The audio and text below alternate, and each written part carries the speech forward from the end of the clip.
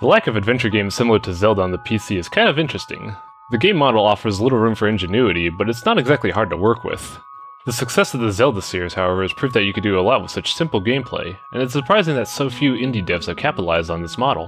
Now we have Anodyne, a game that's trying to push this game model in some very interesting directions. Developed by Hogan and Kittaka, Anodyne follows the story of a man by the name of Young as he traverses the various recesses of his mind. The main focus of this game is to explore the lands in order to prevent the darkness from taking over your mind, although the beginning speech leads to something much darker.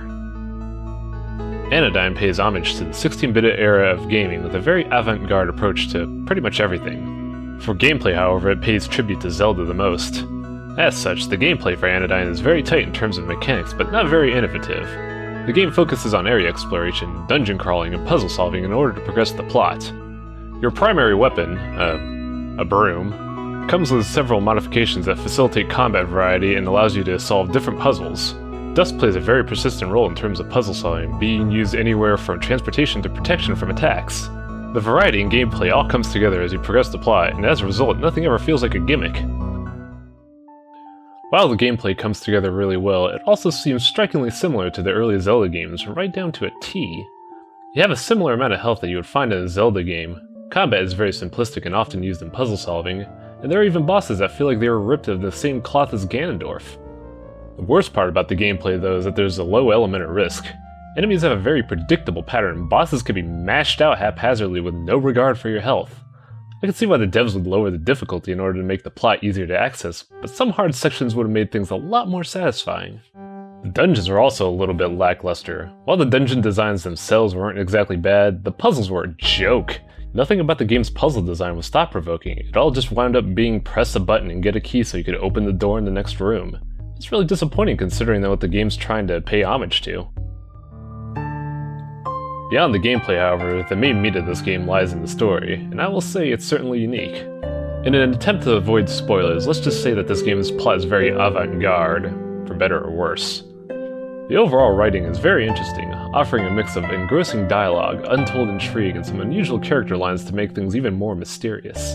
The game offers several lines of dialogue to flesh things out between NPCs, and said lines often bring more insight to the backstory of the game or give some really unorthodox humor. It's really atmospheric and complements the game's visual design quite well.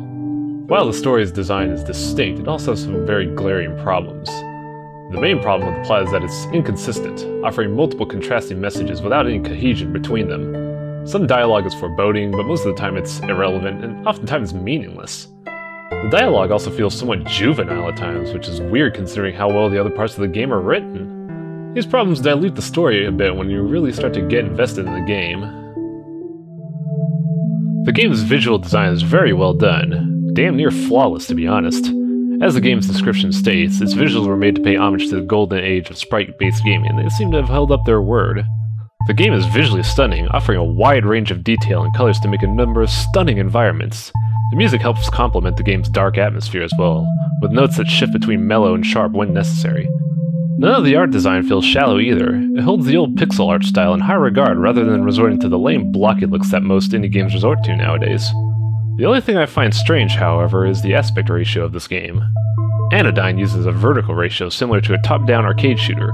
While the game uses this to its advantage, it's kind of an odd choice for an action-adventure game.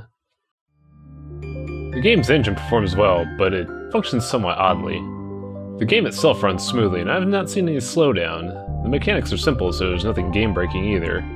Everything in terms of performance is solid, but the game's mechanics itself are somewhat unusual. The game offers gamepad support, but it doesn't change the prompts in games in order to reflect the new controls. The controller support is also dodgy if you plan to use the stick over the D-pad, which can be a problem with the sometimes deceptive platforming seen in the game. When compounded with odd control responses, however, this can make the environment far more threatening than any actual boss in the game. One thing to note, however, is that Anodyne has an amazing post-game function that unlocks more mind-breaking puzzles and the ability to purposefully break the game to your heart's delight. The game has its mix of odd problems, but it also has some really neat tricks as well. Anodyne certainly is an interesting specimen, to say the least. It has some fantastic visual design and writing direction, but it's paired with some average gameplay and admittedly boring dungeons. It's clear, however, that the developers were very passionate about their game, and it reflects in the game's design in multiple ways, but they seem to have an unusual disconnect between story and gameplay.